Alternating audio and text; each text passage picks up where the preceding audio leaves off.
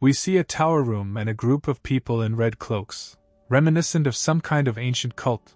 Behind them there were monsters, which consisted of a cluster of heads and hands. They were in a giant hall, surrounding a huge ruby, and performing a ritual to activate it. They themselves were surrounded by creatures that were strange to human understanding, reminiscent of reptiles and amphibians, while others even consisted of a collection of heads and limbs and had a spherical appearance. Suddenly, a blade struck these creatures, cutting their flesh, heads, and limbs. A man armed with armor appeared in the room where the ritual was taking place, distributing blows to the monsters one after another. This guy was the Lord of the Sword and shouted to his army of armored knights that he would see them through. Next to Ray's army, another militia appeared, but already skeletons in armor, over which was dominated by an older man. He was the guardian of the graves, George. Here a third army of armed knights appeared, led by a beautiful golden-haired girl. She held a sword in her hand. Saint Mary declared her intention to stop the creature ritual, but it turned out to be too late.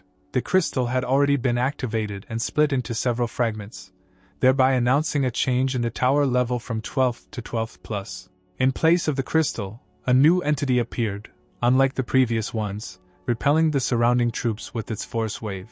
The system displayed a new notification about determining the purpose of the raid on the tower. The people standing further away from it became wary and were ready to act at any moment. The entity that appeared was announced as the seasonal boss Plague Lord. He was dressed in a red robe, armed with 2 swords, his skin had an emerald tint, his eyes glowed with a red glow, and on the lower part of his face there was a mask similar to a gas mask. Immediately, the new boss swung his twin swords, causing a forceful blow to those standing nearby and throwing them far away. In the room, a new raid goal was announced to defeat the Plague Lord. From the floor space where the boss was located, huge tentacles the color of his skin appeared, striking at the opponents around him. Some of the warriors had already fallen to the floor under his attack. Their bodies were covered with abrasions and pieces of crushed marble flooring. Maria forcefully held back the boss's advance with her large shield and sword. But the assault was crushing. The tentacles easily demolished standing people standing in their path, leaving bloody waves of spray from them. Ray's face expressed horror. Drops of sweat rolled down his cheeks from excitement. But the young man himself did not want to die. His subordinates were perplexed by his impulsive action. The head of the guild cowardly moved away, pushing people aside in his path. The Plague Lord noticed the fugitive, and raised his swords to strike, calling him a foolish mortal. He made it clear to Ray that the guy could not escape from him, and carried out his crushing light attack towards the Sword Lord, demolishing everything in its path. His attack was interrupted by a blow from a blue swordsman who suddenly appeared in the tower hall. The surrounding warriors recognized him as a strong ally and were glad that he would save them by stopping the Plague Lord's attack. This young man was called the Hero King. He was, like the villain, armed with twin blades, but only longer, and rushed towards him. The Plague Lord immediately counterattacked with his light strikes. The young man prepared to deal the final blow to the boss. He swung his twin blades, creating bright flashes of blue light around him, raising dust around him. But the enemy did not intend to lose. His eyes burned with a red flame, and the corners of a villainous smile were visible through the gas mask. He also raised his blades to attack, but they already emitted a red light. Like a flame of fire, he rushed to attack the Hero King, and he, in turn, rushed at the Plague Lord. The warriors around were in frantic anticipation of the result of their battle. In front of them, the entire space was enveloped in a green shroud of light and dust. Maria cried out the young man's name, worried about his life. And here is the moment of truth. The swords of the 2 confrontations touched in a decisive blow. The villain called the hero stupid, and told him that he would die alone, choking in the ocean of plague, where no one would find or help Ken. The Plague Lord was confident of his victory, which he did not hide in his bold speeches addressed to Ken. But the Hero King indifferently told the boss that he could not let others see his powers. And then the young man with a grin on his face added that now he no longer worries about it. The Plague Lord's face was filled with bewilderment, unaware of the extent of the hero's true power. The force of Ken's attack caused a colossal flash of blue light, forcing nearby allies to shield their faces from the brightness of the flash. But after a moment they lowered their hands to look at the result of the battle. They peered intensely into the center of the hall, hoping to see the hero and the enemy. A few moments later they rose from the ground, their faces immediately filled with joy. The Hero King was victorious in this battle, and a blue glow smoothly appeared above his palm. The room announced the end of the 5th season and the fall of the Plague Lord. It was also informed about preventing the end of the world, Ken's victory and his reward, new legendary equipment, and a new title. But with a note that the reward for the seasonal boss can only be obtained in the new season.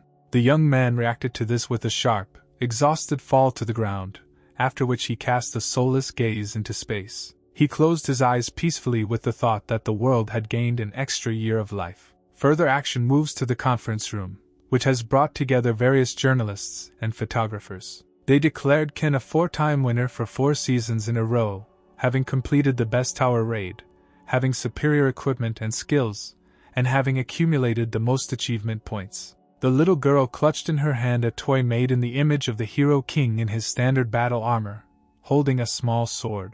With sparkling eyes, she announced to her parents that Ken was being shown on TV, and they laughed joyfully. On the street, men were selling branded t-shirts with the image of the Hero King and inscriptions on all sides of the picture with Ken. A middle-aged man in a handsome business suit with glasses, standing at the podium, turned to the guy as a representative of all the assembled heroes with a request to say a few words to the audience. Ken himself was wearing a nice business suit today. He looked with tension in his eyes, with an obvious reluctance to say anything, but he was pulled by the sleeve of his jacket. Maria, sitting next to him, whispered to the guy to just say something good, regardless of the fact that the guy didn't want to. She clasped her palms together, and added that they were on TV. Representatives of the UN Geneva Forum were also in the room where the interview was conducted. The 10 best players of the season also gathered, and everyone expected the young man to tell how he heroically risked his life to save the world. The guy just grinned at all this. He pulled the microphone closer and immediately blurted out that he was trying for the sake of money. His open confession shocked everyone present in the hall. The face of the girl sitting next to her was petrified from stupor. She was clearly expecting anything, but not these words. But Ken didn't end his speech there. He decided to say everything he wanted. He also added that he had not been interested in anything other than money for a long time. A little background about how one day the world turned into a game. Holograms of blue screens appeared in front of each person. Out of nowhere, huge towers of various sizes began to appear in the sky, eclipsing the skies. Seeing this phenomenon, people turned their shocked and perplexed gaze on them. But the strangeness did not end there. Various types of fantastic monsters began to appear from the towers, destroying buildings and killing all humanity in their path. The monsters looked completely different.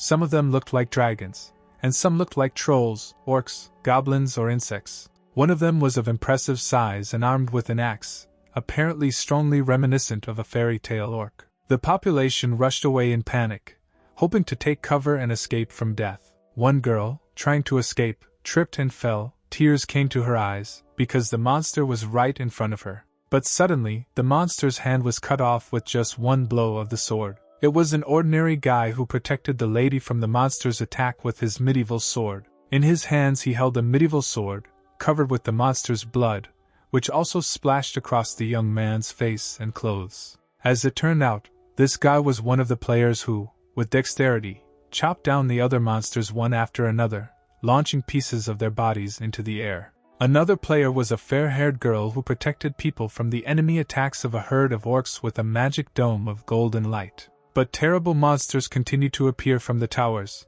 now looking like spiders, octopuses, centaurs, fauns, and werewolves, and they were all different from each other, and amazed with their bloodthirstiness and cruelty towards all humanity. Huge 3-headed dragons spewing flames, like characters from children's fairy tales come to life, but only they really spewed flames, from which the players covered themselves with shields. This is how players with superhuman powers developed a winning strategy, the essence of which was raids on towers in a certain period of time. These could be called tower raids of sorts, and these players were called the heroes of the New World. The plot returns to the stunning interview with Ken's frank statement, which was shown on TV. This is how the Hero King spoke on a controversial topic, but at the end did not forget to advertise his t-shirts and posters. The hero of the broadcast himself sat in front of the computer screen and reviewed the broadcast with himself. Along the way he talked about what was said earlier on the show. He read people's comments to this video on various forums and was amazed at their negative content. Then he went to the players' community, which formed by itself and was called the Players' Forum. But then he noticed a strange message received from a reporter, in which there was a request to take him to his team in the next season of games, as well as a note that he would be waiting for the guide before entering his house. Ken was surprised that he recognized his identity on the forum, immediately rushed to the window and opened the curtains. A whole crowd of people with cameras appeared before his eyes, and when they saw the guy they immediately started filming him. The guy realized that he couldn't stand it, and Ken left the house. One of the reporters immediately approached him with a request to comment on the new season. Other reporters were filming him from all sides. The young man answered with a smile that the stars appearing on television were nothing but problems, and called them drunkards incapable of anything. In turn, the guy declared his intention to entertain his viewers well, but the reporters did not understand Ken's words, and repeated their contents. At that same second, an earthquake began, and all the people around began to lose their balance. The sky announced the start of the 6th season and the towers were almost fully loaded. A schematic explanation was also displayed that players can enter active towers after reading the information on the gates below them. And then the towers themselves appeared in the sky, and the hologram sign displayed a call to raid the towers in order to protect the world from destruction. The Hero King himself threw his hood over his head and went to his destination. Having reached the right place, he looked around and found that in the first season it was relatively quiet and there weren't even rats left, noting that this was always the case. The image of an iron ruler appeared in the sky,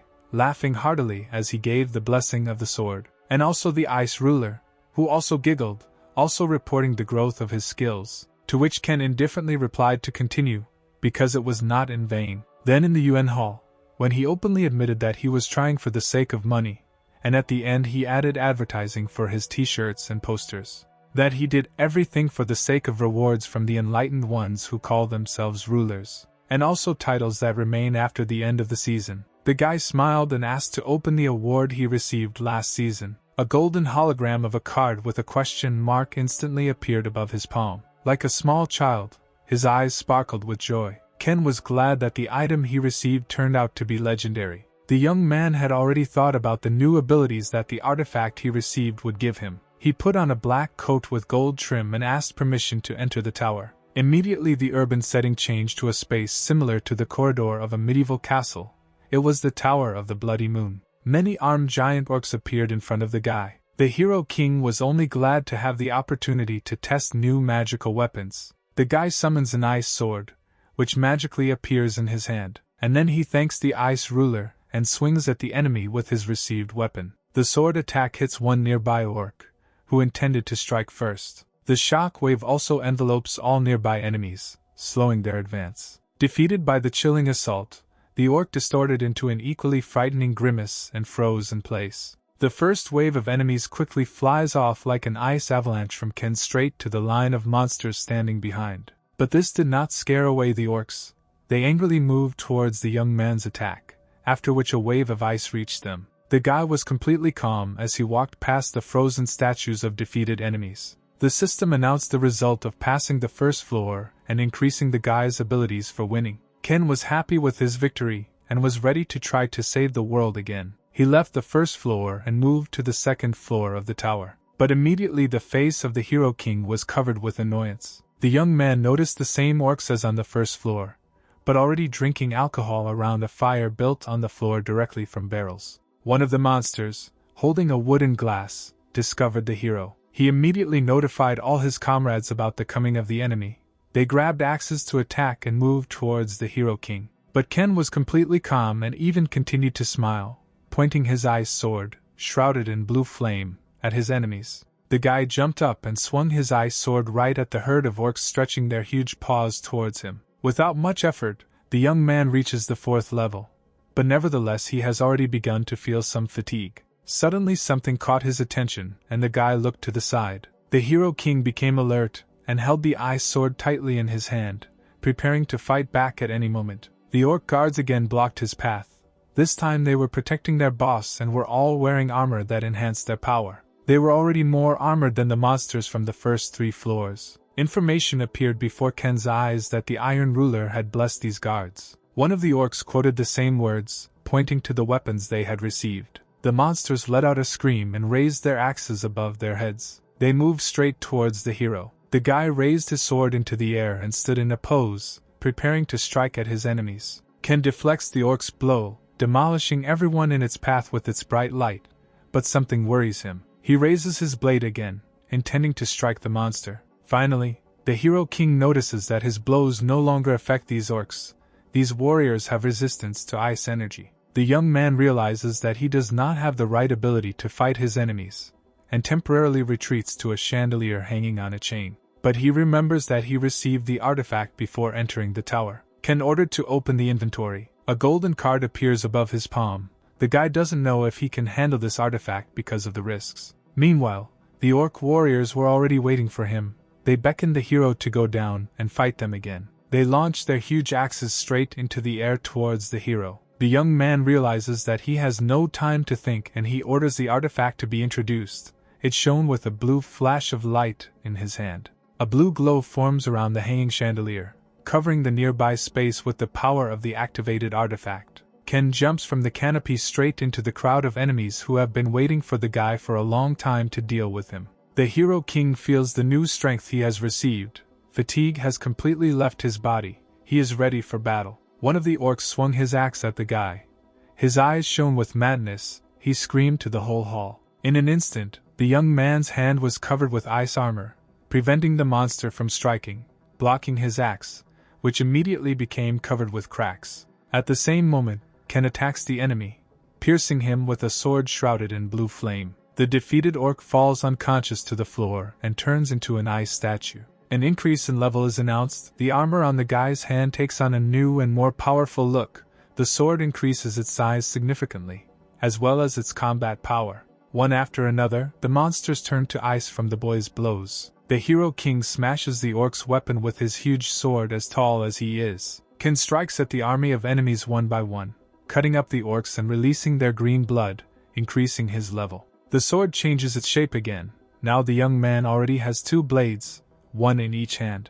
He swings both of them at the monsters, smashing enemies in his path. Orcs easily fly into the air from his blows. The guy changes the position of the blades in his hands, turning them with the handles forward and squeezing them tightly. This gesture puzzles the monster. There is obvious fear in his eyes. The young man makes a series of blows to the enemy, thereby increasing his level by several orders of magnitude. In an instant, the room is filled with many rays of blue light, formed from the multiple attacks inflicted by the guy. The orc's weapon instantly disintegrates into even pieces. Ken sighs with relief. He figured out this floor, but the system notification still did not appear, which meant only one thing: the guy missed something. But the last orc was still standing behind him.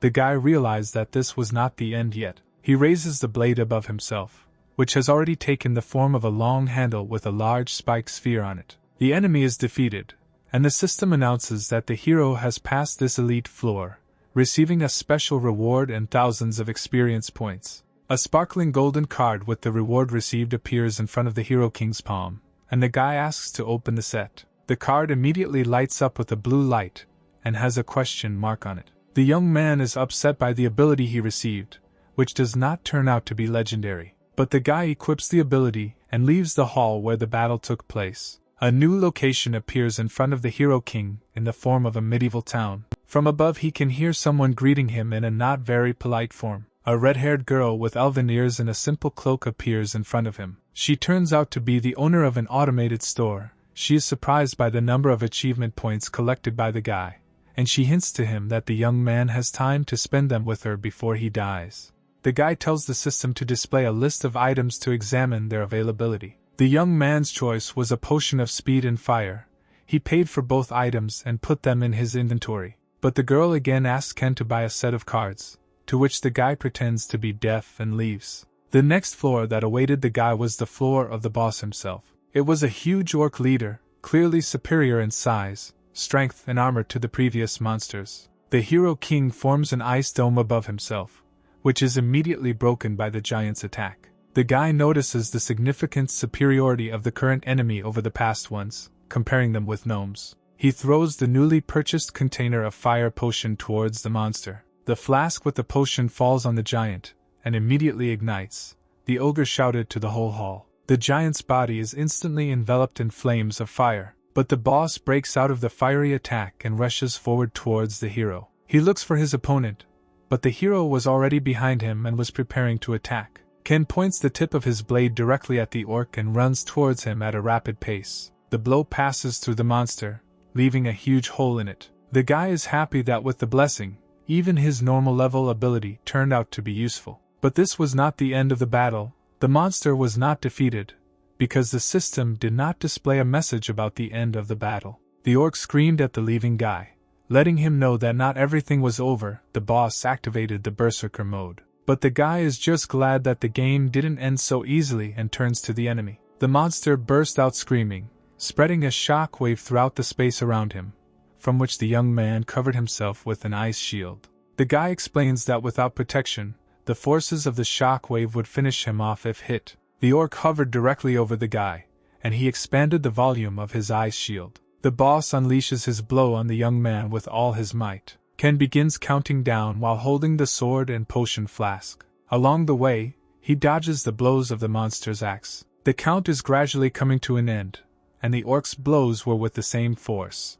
And now the last seconds of the counting of the Hero King. He put the potion container on the floor. Snapping his fingers, the guy happily announces that time is up. The orc's body collapses to the ground unconscious next to the hero. The system notifies the young man that he has completed a floor and received a set of item cards as a reward for capturing the Blood Moon Tower with orcs. The guy rejoices at the achievement and the reward, considering it the highest for completing the 3rd level tower. But a regular card for ice arrows randomly appears, which upsets Ken. The Hero King finds himself in a new location.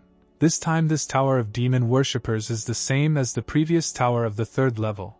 Now it looked more like an old crypt with bats all on fire. Small demons with horns and fiery claws immediately turn their attention to the young man. The guy prepared to repel their attack. He raises his hand towards his enemies and fires his new ability, Ice Arrows, striking enemies. He continues to activate a new ability, attacking the demons with both hands. The enemies surrounding him fell to the floor from the force of Ken's blows. The system announced an increase in the level of ice arrows and the beginning of the 2nd wave. The new group of demons were already armed with cutlasses in each hand. The young man sighed ironically, probably expecting a larger enemy. He activated his ice sword and swung it at the enemy squad. The ice wave instantly turned the small demons into ice sculptures, frozen in angry grimaces. The advance of small enemies was stopped. The system announced an increase in the level of the hero and all his weapons. But then the guy heard a voice from above speaking to him. The boss of the body cult tower towered over the guy. Next to him were 2 more demons with cutlasses. The boss was wrapped in a burgundy cloak. His eyes glowed with red balls. He gave the order to his minions to kill the guy. The youth immediately attacked him with a shockwave from his ice blade, filling the space with blue light. The system announced that the demon cult had a freezing effect. Ken was glad to have the opportunity to explore his new abilities. He walked away from the frozen boss to activate a new ability card. Ice fragments, similar in shape to stars, appeared in front of him, which immediately pierced the ground. In an instant, the fragments lengthened and took the shape of a spear. The Hero King pulled one of the spears out of the ground and held it tightly in his hand. The young man spun an ice spear in his hand and then launched it at the frozen monster. The ice shackles fell off the demonic boss's body, and horror appeared on his face. The spear attacks pierced the cult's body one after another, and then Ken delivers the decisive blow, accompanying the area around with a strong flash of light. The system announced the victory over the body cult and the clearing of the body cult tower, as well as the receipt of a new reward, which the guy immediately asked to open. The guy reasoned that his ice sword does not lose its power even if it is divided into several parts. Here the system announced a new message. It talked about a meeting with his shadow, which surprised the guy. The system also added that one of the factions of the tower became interested in the young man. Here a group of individuals appeared in black cloaks with their faces hidden by crow masks. Ken was surrounded by a shadow council, all the members looking exactly the same due to their costumes. One participant invited the guy to join them. The guy knew them. He thought it was a good idea, but something was bothering him. He tells the council that he would like to make a deal with them, but there are stronger factions. One of the participants reminds Ken of his strength and the ability to be covered by them, but the guy continues to insist on his agreement. The Hero King asks them for the Shadow Beast card. The participants are confused and point out to the guy that he overestimates himself. But the guy continues to stand and smile with his hand outstretched. He points out their incompetence and pushes the faction circle apart by leaving them, also mentioning that after everything he has done to them, they can't even give him that. But one of the participants calls out to him and asks him to stop. In an instant, an animal appears in the room, shrouded in purple flame, very similar to a cat. The creature runs up to Ken. The young man turns around and fixes his gaze on him. The system announces the receipt of a shadow beast and a new special achievement, as well as 100,000 achievement points. The guy sat down to the ground and good-naturedly stroked his new pet. The system voice also added information about obtaining a rare Shadow Blade card. The faction asked if the guy was happy, to which he responded with joyful consent. After receiving the gifts, Ken nevertheless decided to join the Shadow Council. The system displayed a message about his joining the faction on a translucent hologram screen in the air. With joyful thoughts, the guy leaves the tower, returning to his city. He had a presentiment that this season would be good. But he is immediately called out by several people who call him by name. The young man turned to them and immediately sighed with annoyance. As it turned out, these people were reporters who pointed their numerous cameras and microphones at the guy, wanting to interview the Hero King about his impressions after the first day of the new season. The guy was tensed by the flashlight. He indifferently answered them that he got first places in both towers because he was a capable and incredible player. Reporters noted that players are participating more actively in raids this season. The guy asked the journalists about the number of people who went to storm the 4th level tower together with the Sword Lord. As it turned out, 5 went to battle, but 4 of them had already died. Ken was tensed by the Sword Lord's tactics, making him question the rationality of receiving such a nickname. Suddenly, information arrived that the Sword Lord had just entered the 5th level tower. The Hero King again inquired about how many people he went there with, to which he received the answer that the hero went to fight alone. But the guy was not impressed by this information.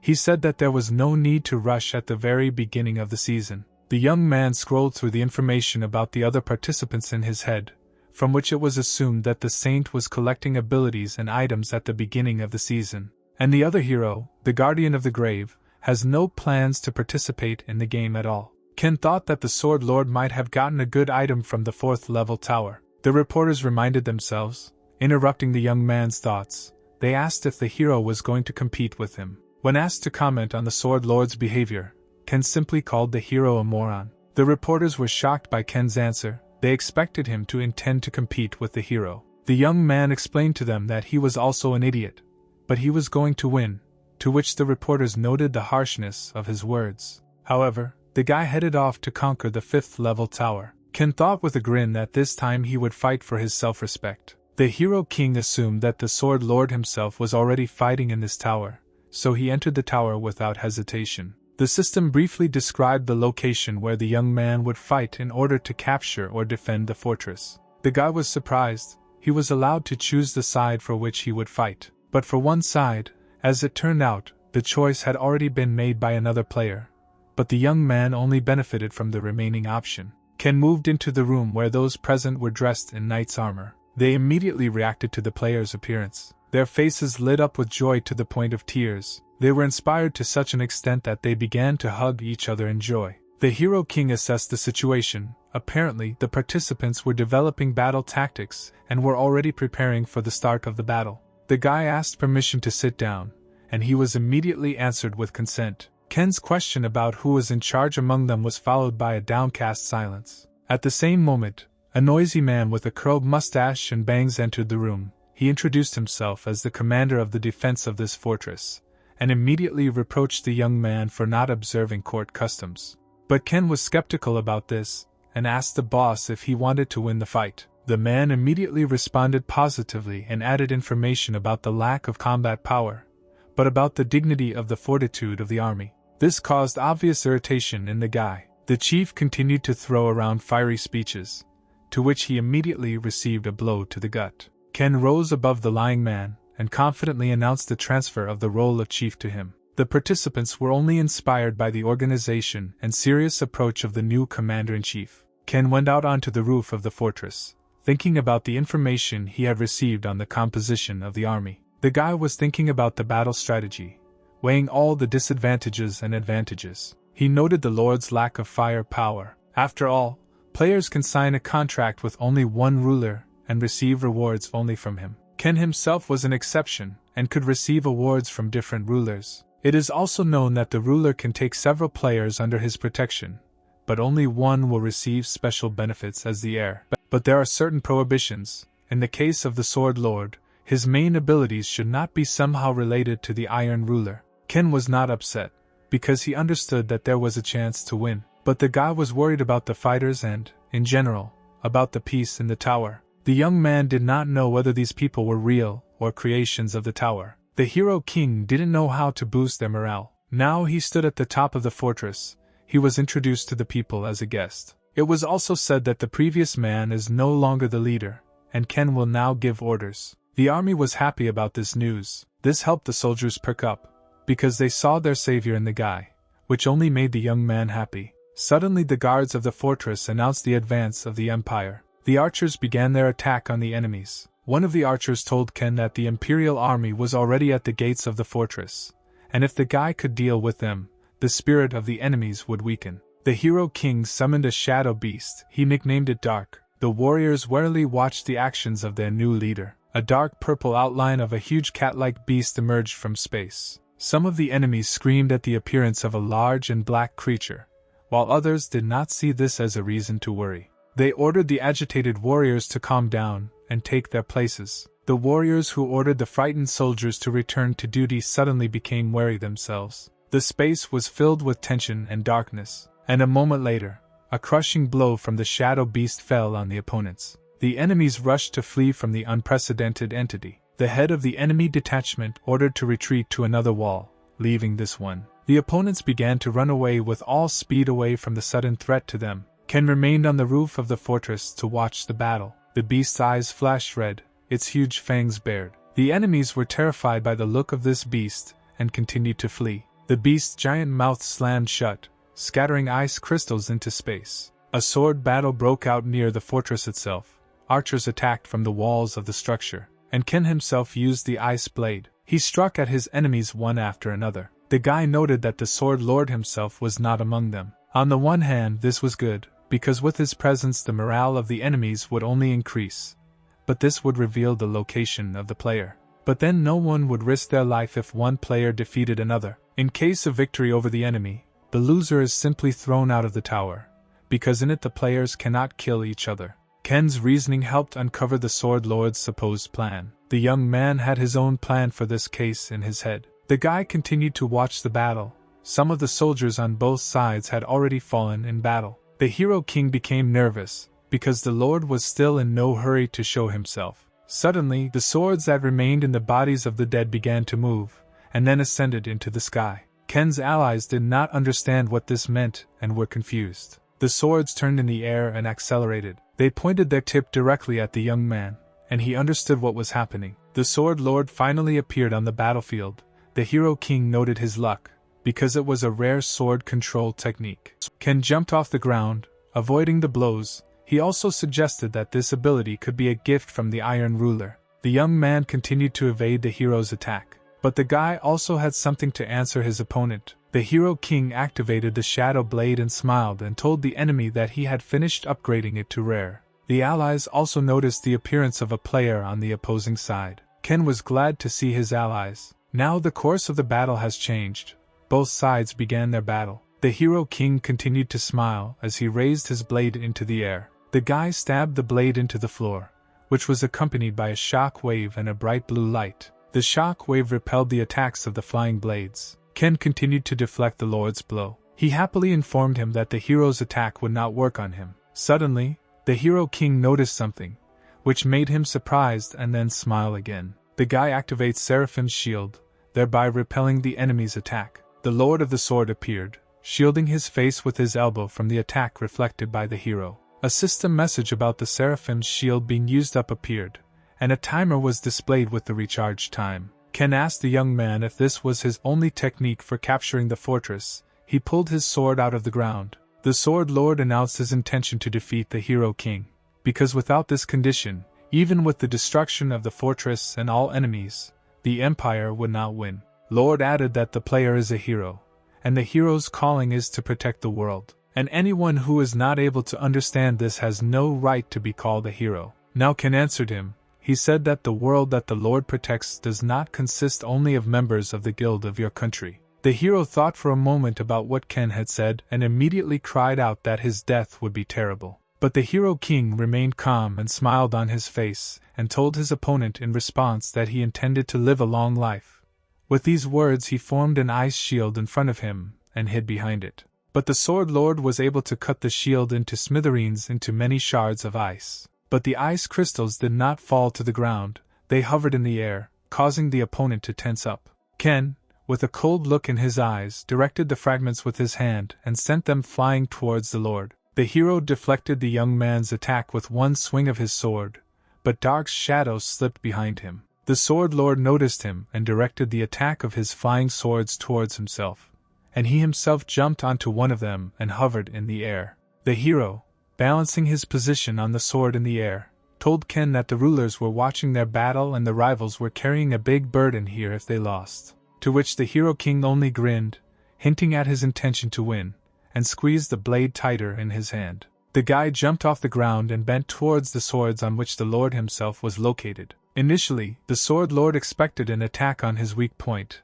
but Ken did not carry it out. Instead of striking, he jumped down from the wall. There was something different in the plans of the hero king. Then, flashing his blue gaze, he rushed forward, leaving the structure with the player behind him. He actively participated in the battle from the very beginning, not because he wanted to show how dangerous he was or to encourage the soldiers. The guy simply flew towards the enemy army, causing it to scatter in all directions away from Ken. The Sword Lord began to pursue the hero king. He almost caught up with him and shouted after him, ordering the young man to stop. But Ken, no matter what, quickly moved forward. Meanwhile, in the barracks of the Imperial Army, the soldiers, terrified of the enemy, discussed a plan to eliminate their enemy. From someone there was even a proposal to escape.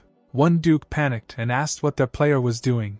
His comrades asked him to calm down. Suddenly the warriors jumped up from their seats. They fixed their gaze on one point. Their attention was attracted by Ken suddenly appearing in the barracks. He opened the curtains of the tent and went inside, followed by a proposal. The essence of his proposal was to complete the tower's task. The hero king rushed straight towards the soldiers, swinging his ice blade. The officers panicked, but they had one goal: to protect their leader. But Ken did not allow them to carry out their plan and blocked their path. He attacked and defeated all the officers. At the same moment, the Sword Lord appeared at the barracks. He had already noticed Ken from afar and shouted at his back. The hero rabbit turned around and answered with a smile that he should have changed the officers' clothes and hidden them among the soldiers. He added that he was obliged to take the advantage of the empire from his rival. The upset lord rushed screaming at Ken, intending to attack him with his sword. Just before the tip of the hero's sword, a message appeared in the young man's face about the end of the battle.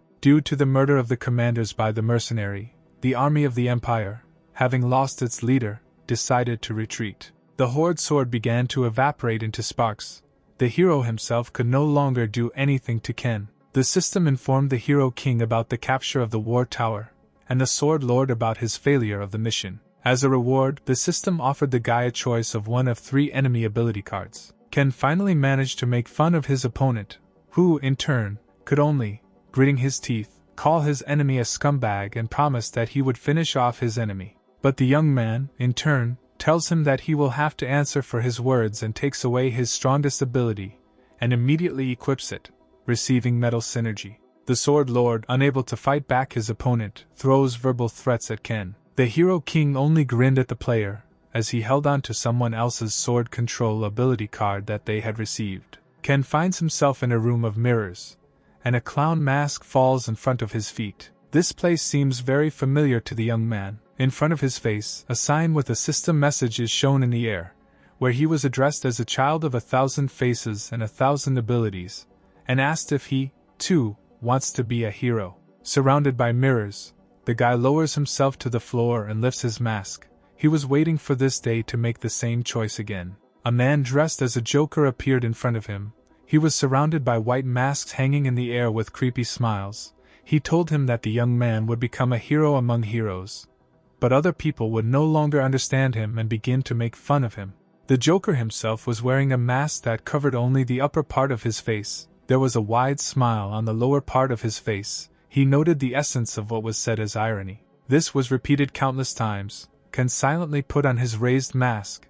This gesture was meant as the conclusion of a contract between the ruler clown and the guy. But then the hero king suddenly opened his eyes. As it turned out, he was in bed. His sleep was interrupted by a ringing phone call. There was a knock at the door, followed by a stranger's cry demanding that he open it. Ken didn't understand why he was having troubled dreams. He recognized the stranger's voice and didn't understand why he was knocking so early. The guy approached the front door. Opening it, he confidently greeted his friend. A young man appeared at the door, and with a smile noted some of the young man's freedom towards him. Paul was known under the pseudonym Swordbreaker, a man who entered into a contract with the assassin ruler. He is one of the top 30 players. The young man noted that Paul looked tired, probably because he ran too hard on the first day, to which the man replied that he did not have time for that. He told the guy that since the first day of the season, supporters of war around the world have been singing its charms to all the players, to which Ken noted his diligence for the sake of world peace.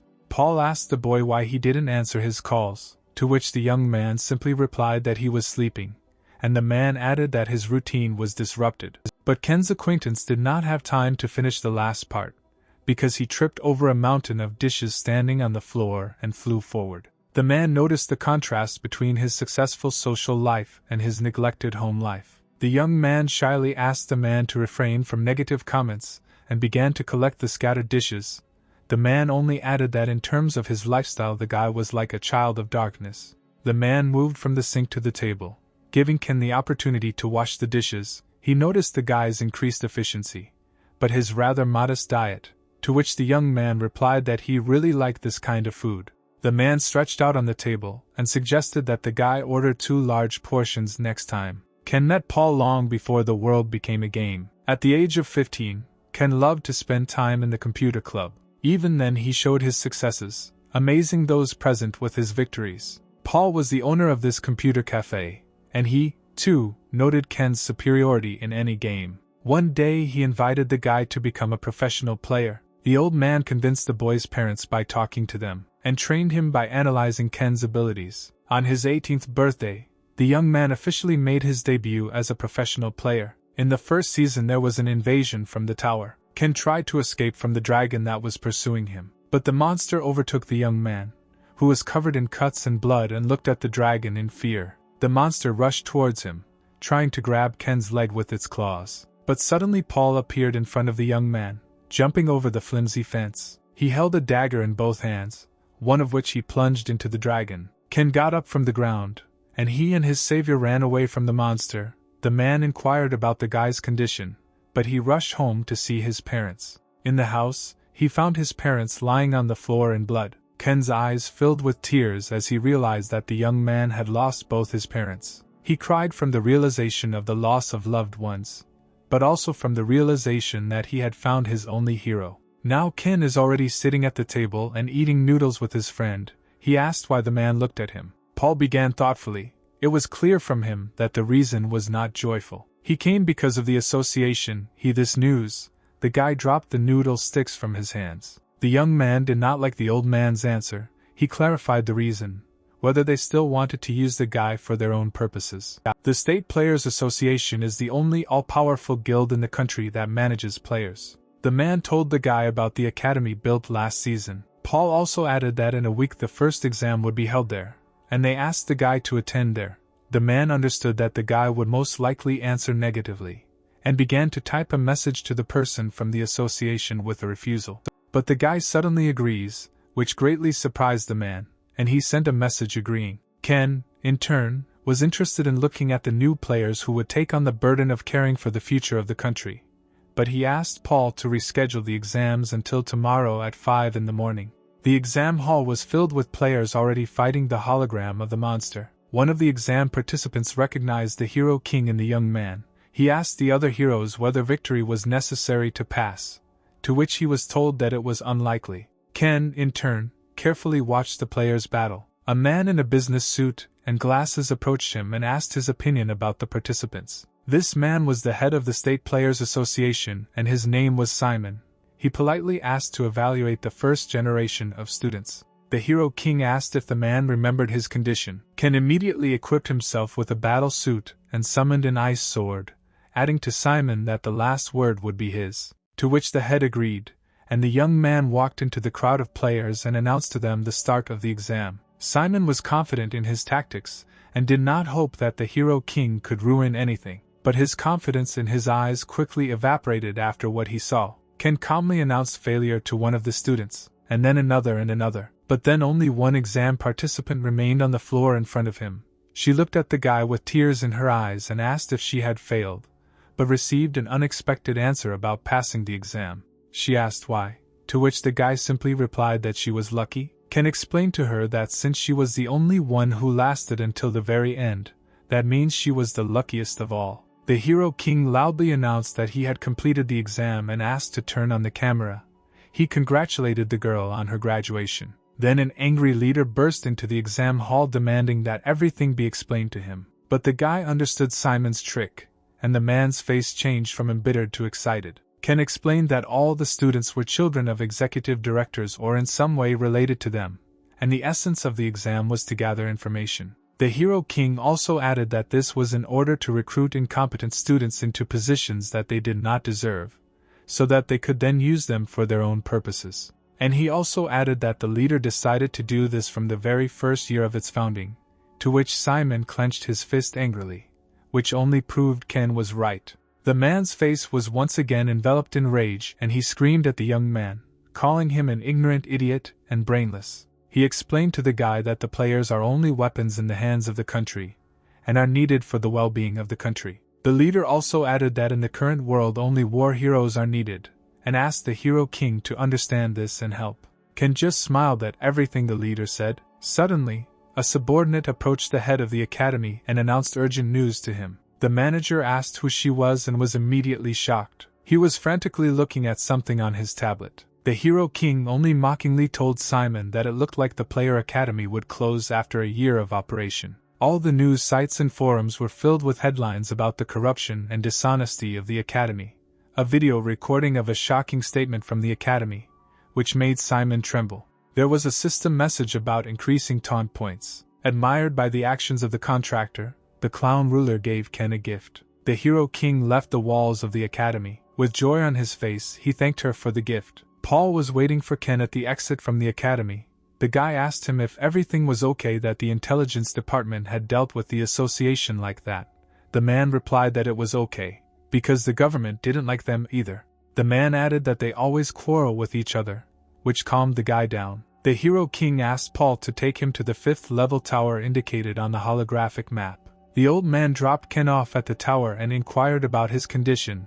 The young man calmed the man down and said goodbye to him. Ken moved to the desert oasis camp. Immediately the young man noticed the battle of men in Bedouin costumes against monsters similar to jumping lizards. Without hesitation, the guy summoned an ice sword and rushed straight into battle. With one blow he cuts off the limb of a large monster. The man, one of those fighting the lizards, begged for help. The Hero King struck another blow at the monster, accompanied by a blinding blue flash. The young man folded his hands at his elbows in front of him and summoned ice crystals. These crystals turned into ice swords and were launched at vile monsters. The guy landed on the sand and announced his presence to everyone. The Bedouins seemed eager to find out the guy's identity. Ken didn't let them finish the sentence, adding that they should call him whatever they wanted, and he ruffled his bangs. The Bedouins were delighted to see the guy. They called him a messenger of light. The Hero King was enveloped in a bad feeling. He asked the men about the presence of a threat other than monsters. One of the men answered the guy that this was the territory of the Divine Kingdom, so there was no need to worry about the attack of the pagans, and added that they were not far from their destination, which was 3 days away, but they had plenty of food and water. The guy grinned nervously when he heard about the 3-day journey, because he had not rested at all and came here, being led by emotions. The Bedouins inquired about the hero's well-being, but he reassured them and suggested they sleep, because as long as he was nearby, the monsters were not a threat to them. The men asked the young man how they could thank the guy for his kindness. A system message appeared, reminding the guy about the gift. The young man took out a box with a gift, and was surprised that it had to be opened manually. The message notified Ken that he had received a top-rank growth stone, which made the guy happy. The Hero King hid the stone to save it for later. Suddenly he heard sounds and turned around. Monsters in the form of huge scorpions were rushing towards them, raising desert dust. The young man summons his beast Dark and sends him to battle. A huge black cat enters into battle with desert monsters in the form of scorpions. The young man himself also prepared for battle with the enemies. He summons a spear and many flying swords. He attacks the monsters that attack him with his ice weapon, forcing them to fly away. The blades moved in the direction of Ken's thoughts. This was an ability received from the Sword Lord, and the guy noted its usefulness. The Hero King crushes the last scorpion. The system notifies him about increasing ability levels, but Ken still doubted the end of the battle. His fears were confirmed. A huge tail of a monster in the form of a centipede rose behind him. It was an adult sand predator. The young man pointed his ice blades at him. The guy grinned and joked that he would have to say goodbye to his night's sleep. He calls his pet Dark. It opened its fanged mouth over the huge caterpillar, and at the same instant, he closes his teeth on the long body of the enemy. Surrounded by blades floating in the air, the Hero King watched his spirit duel. He decided to help Dark and plunged his ice blades into one of the caterpillar links. The guy liked the new ability, as evidenced by the satisfied smile on his face. With his ability, he twisted the tips of the swords around the body of the caterpillar. Together with Dark, they defeated the monster, turning its body into chopped ice blocks. The system notified that the levels were increasing, and the sun shone over the desert. The Bedouin caravan set off on the road. Knights walked next to the carts on both sides. The guy turned around and noticed their presence. One of the men explained to Ken that these were brave warriors serving the god of light, but the guy only responded with a question about what they were doing last night. The Bedouin explained to the guy that the knight's priority was to protect the goods. The Hero King asked what faction the knights belonged to. The same Bedouin replied that they were noble knights of the Order of the Bloody Cross. Ken jokingly asked what they were carrying that was so valuable, but the knight told him not to pay attention to the carts, and he added that he should concentrate on completing the task that God supposedly entrusted to him. In response to this, the Hero King chuckled. The guy noticed that the knights used the aura of the heart, and in addition, a messenger of light came down to them, which indicates the difficulty of the task entrusted to them. Ken directly told the knight that he was now even more curious. The guy smiled and wondered what kind of goods they were carrying with such a level of security. The knight was tensed by this excessive interest of the young man and their affairs. The Bedouin begged and asked Ken to stop his attempts to find out everything. Suddenly, the Hero King grabs the man by the collar of his robe and pulls him towards him,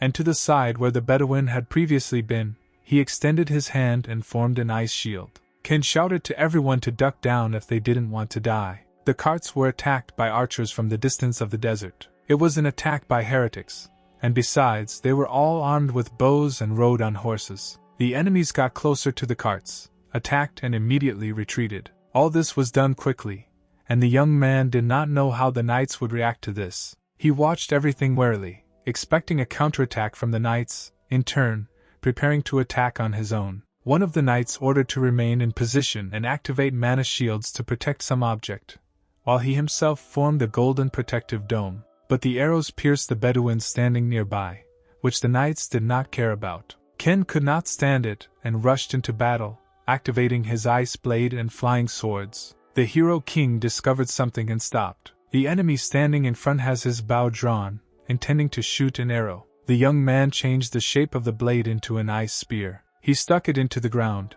saying that the enemy's attacks would not reach them. Suddenly, from the place where the spear was stuck, a black beam burst out of the sand nearby. He directed his trajectory towards the enemy rider, forcing him to fly off his horse. The Hero King flies over the enemy, simultaneously turning his spear into a short dagger. The guy is already preparing to deliver a decisive blow to the enemy, but at one moment he notices something strange in his enemy.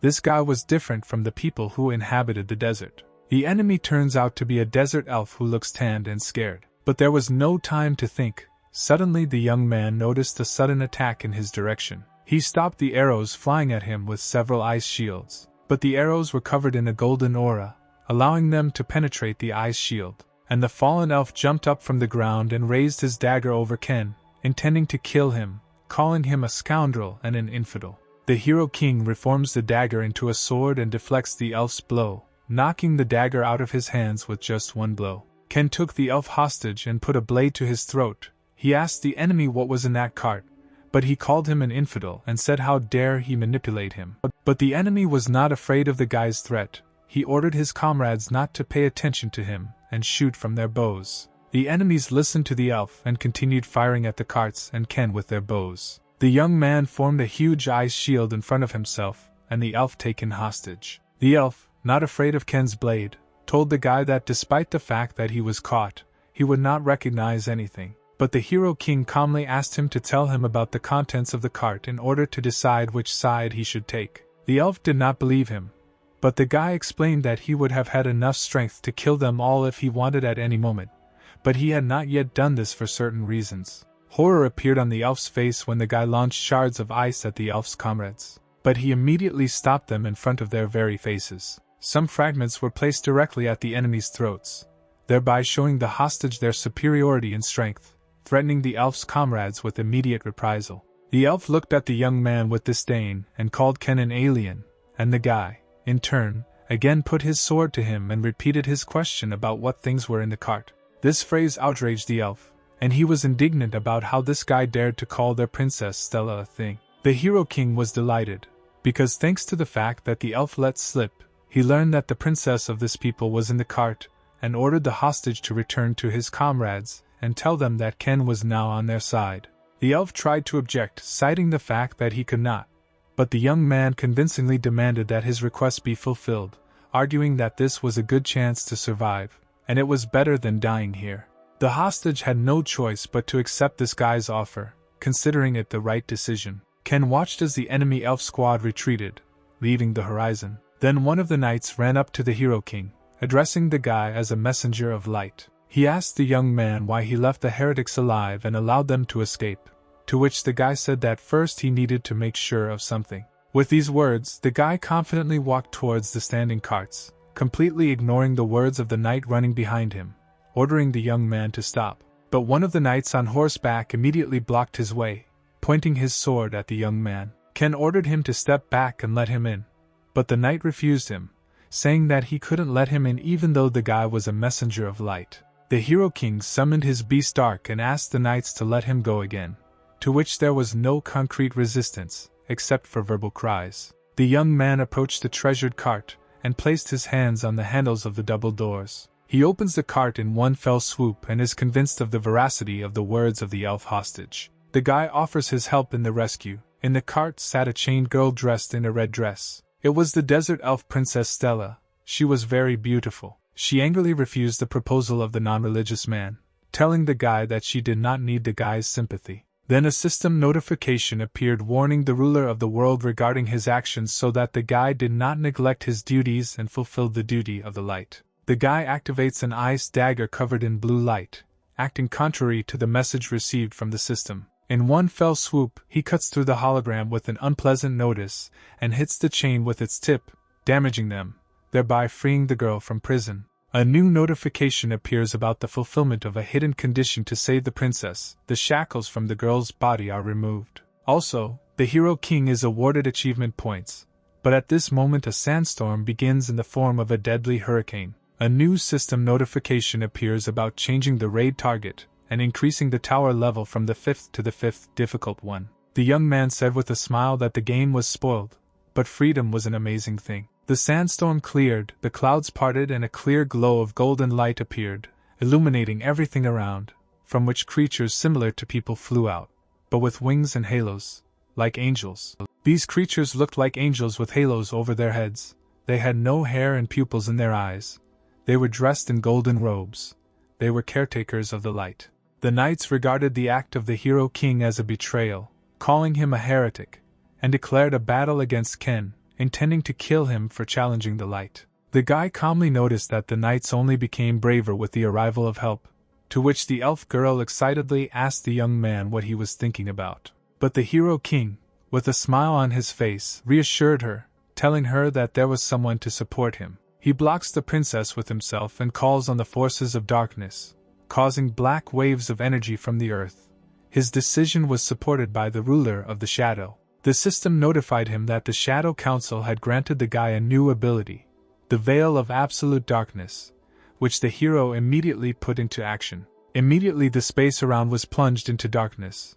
The knights began to shout excitedly that they could not see anything. Ken liked the reward he received. After switching to this side, he suspected that the rewards could be better on this side and was convinced of this himself. It didn't end there. Black stakes that emerged from the ground pierced the knights' bodies right through. The Watchers of the Light were still in space and frantically watched what was happening from below. They became wary. One caretaker clasped his hands at the same level and directed a beam of light towards the ground. The darkness parted and they discovered knights who were riddled with stakes all over the battlefield. But waves of darkness again began to envelop the entire space, this time touching the caretakers themselves. One caretaker looked at Ken menacingly, calling him petty and cutting off the negative phrase. He was about to do something, but the Hero King thwarted his plans by flashing a beam of blue light from his icy blade. The young man cut the Guardian of Light in half in front of the other winged creatures, who flew away from the young man in horror. The guy,